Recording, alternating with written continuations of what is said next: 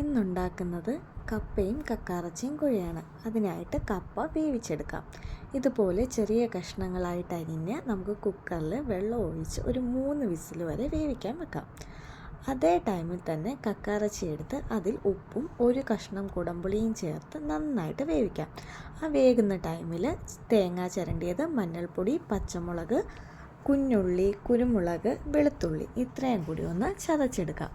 ഇനി നമുക്ക് വെന്ത കക്കാറച്ചിയിലോട്ട് ഈ അരപ്പ് ചേർത്ത് വീണ്ടും മൂടി വെച്ച് വേവിക്കാം.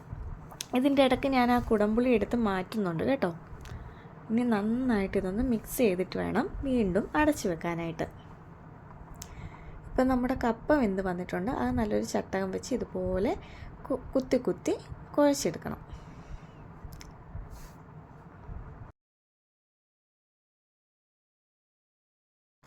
വെന്ത കപ്പയിലേക്ക് നമുക്ക് ഈ കക്കാറച്ചിയും അരപ്പും കൂടി ഇട്ട് കൊടുക്കാം. ഇനി രണ്ടും കൂടി നല്ല രീതിയിൽ മിക്സാക്കി എടുക്കുക.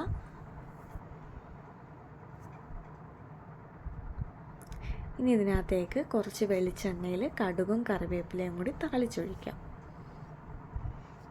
അപ്പം നമ്മുടെ കപ്പയും കക്കാറച്ചിയും കുഴ റെഡി ആയിട്ടുണ്ട്. ഇതിങ്ങനെയും കഴിക്കാം, ഇല്ലെങ്കിൽ മീൻകറി, കുറച്ച് മീൻകറി ഒഴിച്ചിട്ടും കഴിക്കാം.